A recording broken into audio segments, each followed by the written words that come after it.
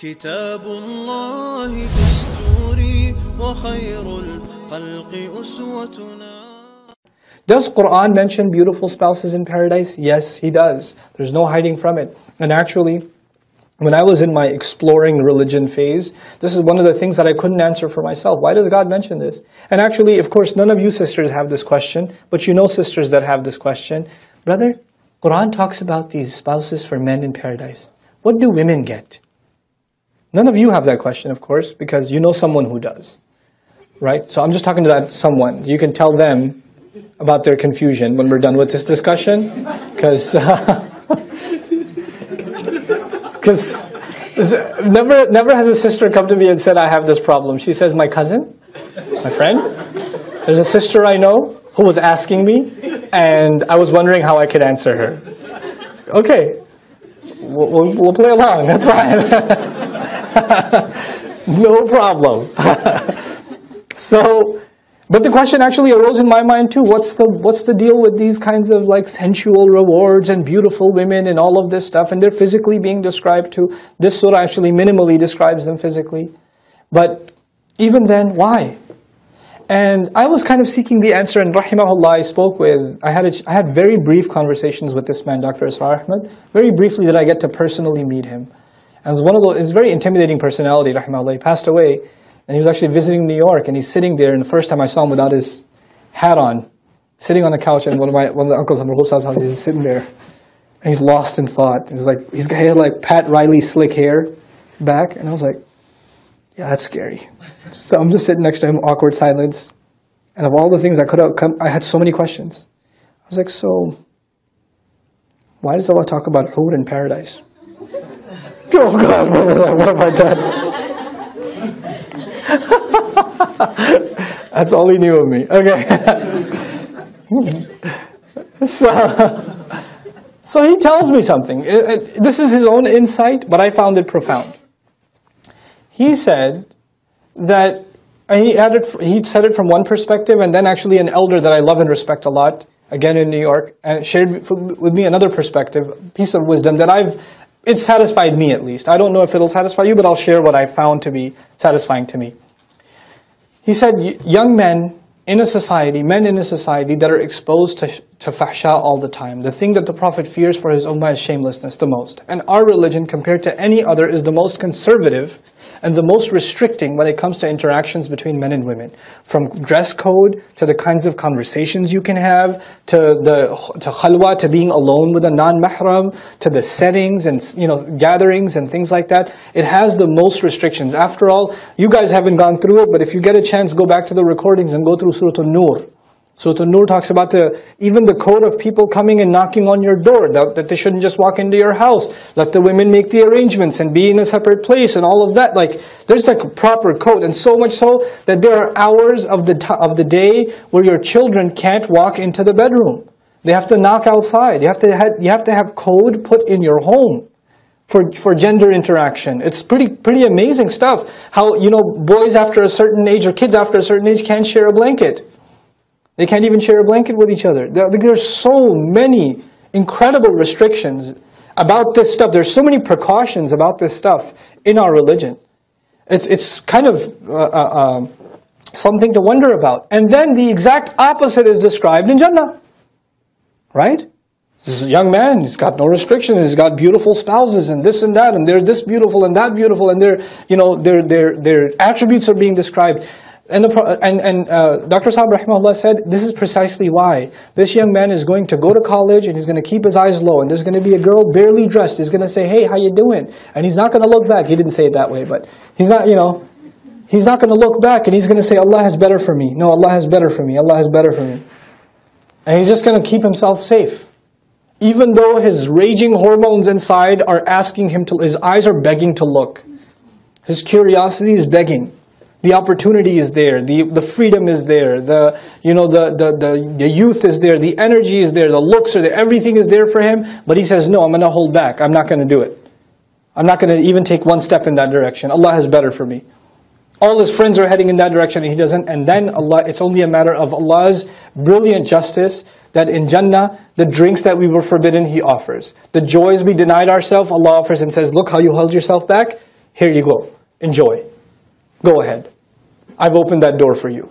So it's actually the reversal of the same restrictions Allah has put on us in this dunya. That's why haya is so important here. You want to party in Jannah, you better watch your haya here. Allah doesn't deny that we have temptations. He doesn't deny that we have thoughts. He doesn't deny that, waswasa comes to us all the time. Read psychology on how many times men think about these things in a day, the average man. You can't deny this, that it's there, that Allah put it inside us. زُيِّنَ لِلنَّاسِ حُبُّ الشَّهَوَاتِ مِنَ النِّسَاءِ, number one. But Allah will allow that to be exercised in Jannah in this way. Now, the second issue is Allah described this for men. How come He didn't describe such a thing equivalent for women? We get multiple wives. How come they don't have multiple husbands, etc., etc.? If you want to be really crude about it. So, this was another bit of wisdom. It was actually, I was asked to do an experiment at Sunday school. I was asked to conduct an experiment. It was an experiment with a bunch of teenage boys and a bunch of teenage girls. And to both, the question to be asked was, so if you could have anything you want, as many times as you want, without any restrictions, nobody will find out, you won't get any trouble, and it's not going to be, you're not even religiously liable. You could have whatever you want right now, what would it be? Okay? What would it be? And so like about 100 boys are being asked that are teens, and 100 girls are being asked that are teens. The boys have an ijma' in the ummah. There's no variation. I mean, other than spelling errors, there's no diversity in the answers. The interesting response actually comes from the girls. And by the way, the boys saying that, it confirms what Allah Himself said, subhanahu wa ta'ala. زُيِّنَ لِلنَّاسِ حُبُّ الشَّهَوَاتِ مِنَ النِّسَاءِ. Men were programmed with desire for women. Allah beautified it in them.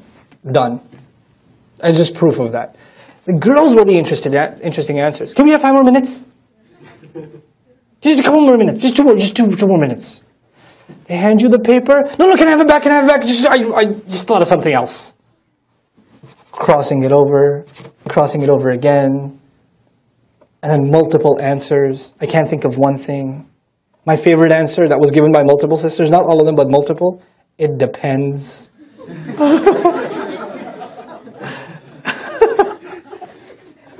It's too good.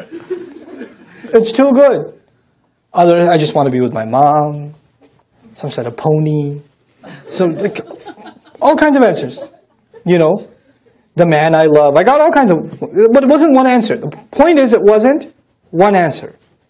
Allah Azza wa Jal made us emotionally monochrome. We're just one way. Overwhelmingly. I mean, there are unique individuals that love books more than they love women, or, there are those.